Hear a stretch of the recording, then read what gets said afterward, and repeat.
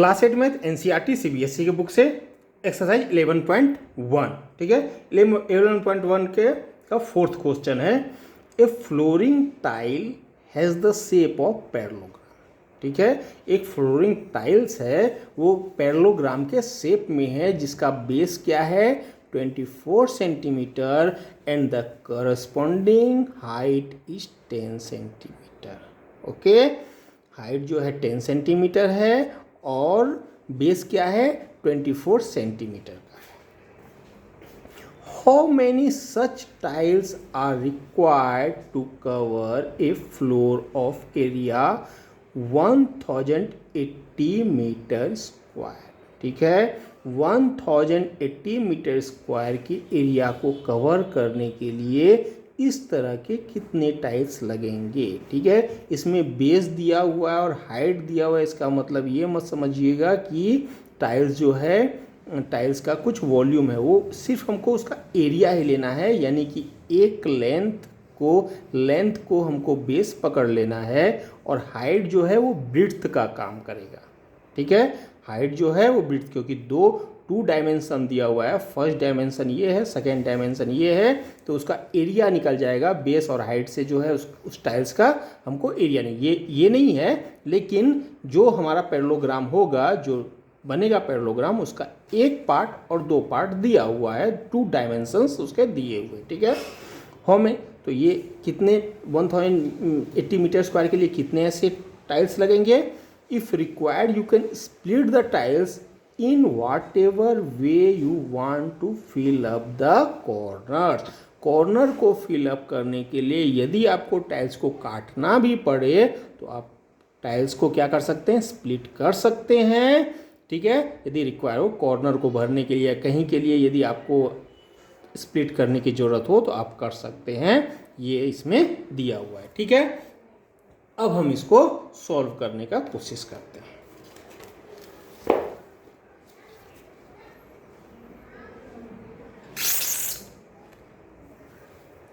Base of the parallelogram, parallelogram कैसा होता है, एक पैरेललोग्राम ये मैं बना दिया, ठीक है, ये पैरेललोग्राम बना दिया, ठीक है। टू डायमेंशन दिए हुए हैं तो बेस आप एक मान लीजिए और दूसरा जो है उसका हाइट मान लीजिए, ठीक है। बनेगा एरिया, ये दो डायमेंशन दिया हुआ है, उसको मल्टीप्लाई करने से हमारा एरिया ही निकलता है। थ्री डायमेंशंस दिया हुआ हो तो हमारा वॉल्यूम निकलता है, ठीक है, तो एरिया ही निकलेगा। तो बेस ऑफ पैरेललोग्राम 24 सेंटीमीटर है, ठीक है, और हमारा टोटल एरिया जो दिया हुआ है वो 1080 मीटर स्क्वायर दिया हुआ है, बेस 24 सेंटीमीटर दिया हुआ है, एरिया 1080 मीटर स्क्वायर दिया हुआ है, दोनों का यूनिट अलग अलग है, इसलिए उसको सेम यूनिट में सभी को कर लेना बहुत ज़रूरी है।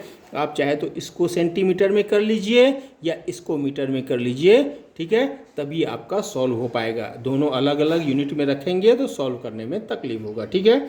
तो मैंने शुरू से ही सबको मीटर में करना चालू कर दिया। तो 24 सेंटीमीटर है तो 24/100 मीटर होगा या 0.24 मीटर होगा, ठीक है। हाइट ऑफ पैरेललोग्राम कितना है 10 सेंटीमीटर, यानी 10/100 यानी 10/100 मीटर या 0.1 मीटर हो जाएगा, ठीक है। तो इसको अभी इसी रूप में रखा है, पॉइंट में नहीं लिया है, ठीक है।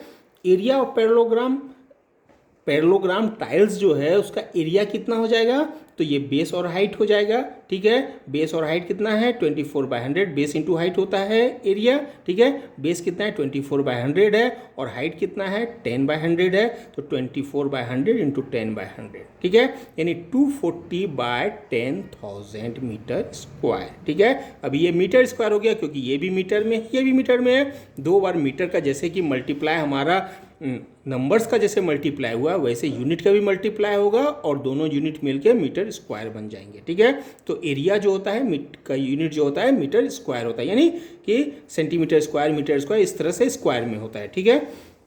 आपका वैल्यू कितना आ गया, तो 0.024, ये जीरो से ये जीरो क्या होगा कैंसिल हो जाएगा, ठीक है। बचा 24/1000, आप इस तरह से देख लीजिए, यहाँ पे मैं कर देता हूँ आपको, क्या हो जाएगा 240/10,000 है, 10 से 10 कैंसिल हो गया, 24/1000 हो गया, ठीक है।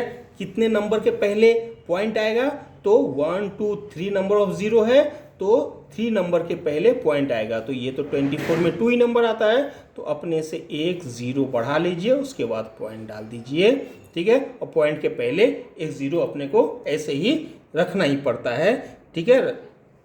तो क्या हो जाएगा इसका वैल्यू 0.024, ठीक है। एक जीरो हमने क्यों बढ़ाया, क्योंकि यहाँ 3 नंबर ऑफ जीरो है, ठीक है। 1000 में 3 जीरो आता है, इसीलिए हमने एक जीरो बढ़ा के उसके बाद पॉइंट यहाँ पे लिया, ठीक है। ये आपको मालूम ही होगा।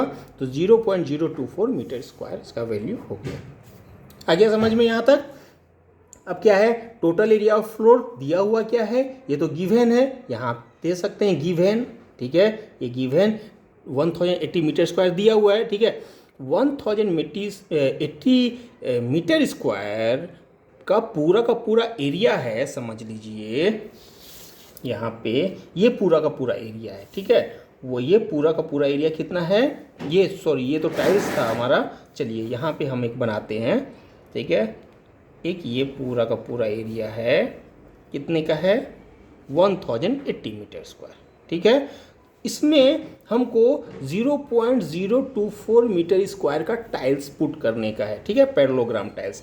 तो ये पैरेललोग्राम टाइल्स कैसे आएंगे, यूँ आएंगे, फिर यूँ आएंगे, फिर यूँ टाइल्स आएंगे, फिर ऐसे टाइल्स आएंगे, फिर ऐसे टाइल्स आएंगे। तो टोटल कितने नंबर ऑफ टाइल्स होंगे, तो इसमें यदि इसका एरिया यदि डिवाइड कर दिया जाए तो जितने नंबर्स होंगे वही पूरे के पूरे फिलअप होंगे, ठीक है। जैसे 5 यूनिट का कोई एक ऐसा है, ये मान लीजिए 8 यूनिट का है, ठीक है। 2 2 4 2 6 यूनिट है, ठीक है।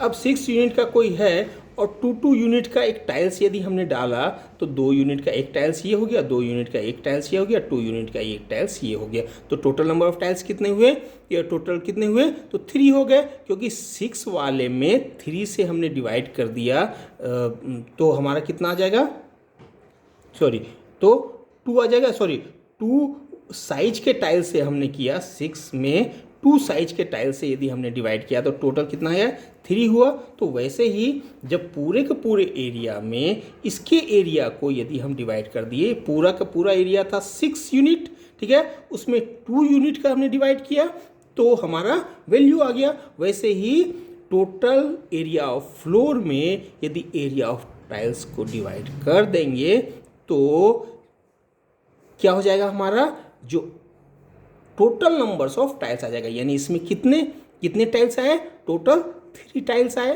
ठीक है। 6 यूनिट का एरिया था, उसमें 2 यूनिट वाले टाइल्स, 2 यूनिट वाले 2 मीटर स्क्वायर हो, जैसे 6 मीटर स्क्वायर का है, 6 मीटर स्क्वायर का एरिया है, उस एरिया में 2 मीटर स्क्वायर के टाइल्स हमने डालने चालू कर दिए तो टोटल कितने टाइल्स आएंगे, तो 2 मीटर स्क्वायर का एक टाइल्स हुआ, 2 मीटर स्क्वायर का दूसरा टाइल्स हुआ, 2 मीटर स्क्वायर का तीसरा टाइल्स हुआ, पूरा भर गया। तो 1 2 और 3 टाइल्स आए, यानी इसमें इसको हमने डिवाइड किया, ठीक है, इसको हमने इससे डिवाइड किया।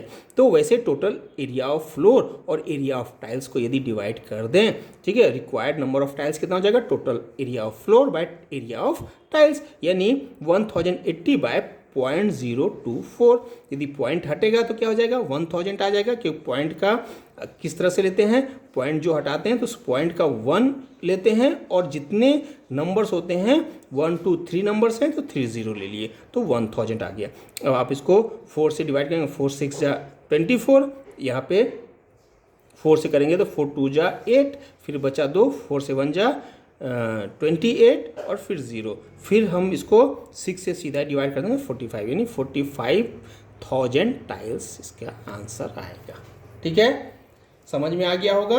रिक्वायर्ड नंबर ऑफ टाइल्स भी ये इसका जो मेन है, total required number of tiles कितने होंगे ये आपको अच्छी तरह समझ में आ गया होगा कि total required number of tiles कितने होंगे, जिस एरिया में यदि आप 2 एरिया को, यदि बड़े एरिया से छोटे एरिया को यदि आप डिवाइड कर देते हैं तो वो जो छोटा एरिया कितना होगा वो आपको पता चल जाता है। तो बड़े एरिया में हमने एरिया ऑफ टाइल्स को डिवाइड कर दिया तो हमारा क्या आ गया, नंबर ऑफ टाइल्स आ गया, ठीक है। तो वही नंबर ऑफ टाइल्स हमने यहाँ पे निकाला। तो क्वेश्चन नंबर 4 आपको समझ में आ गया होगा, ठीक है।